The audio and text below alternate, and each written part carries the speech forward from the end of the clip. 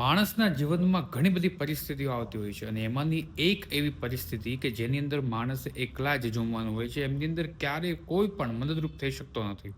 કદાચ તમે એવું વિચારો કે તમારા સપનાઓ પૂરા કરવા માટે તમે તનતોડ મહેનત કરો છો અને કદાચ એ સપનાઓ પૂરા કરવા માટે કદાચ તમારી પાસે અપૂરતા પૈસા હોય તો માણસ એના ઉપર લોન લઈને પણ એ પૂરું કરી શકે છે.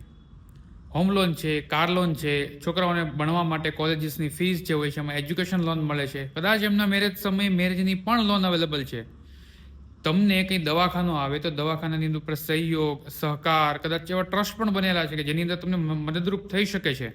પણ જીવનમાં આવનારી એક એવી પરિસ્થિતિ છે કે જેની અંદર ક્યારેય કોઈ પણ સહયોગ નથી થતો અને એ પરિસ્થિતિ એટલે આપણું રિટાયરમેન્ટ, આપણી નિવૃત્તિ. એમની અંદર ક્યારેય કોઈ પણ વ્યક્તિ તમને મદદરૂપ નથી થઈ શકવાનો.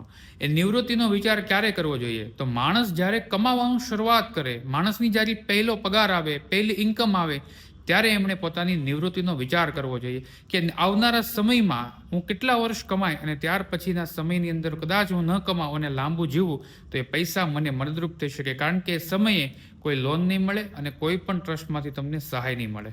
એટલા માટે જ તમે આજે જ તમારા રિટાયરમેન્ટનો પ્લાનિંગ કરો. ભારતની અંદર બહુ ઓછા લોકો એવા છે કે જેમણે રિટાયરમેન્ટનો પ્લાનિંગ નથી કર્યો. આજે જ શરૂઆત કરો અને આ વિડીયોને તમારા મિત્રો સુધી શેર કરવાનું ભૂલતા નહીં.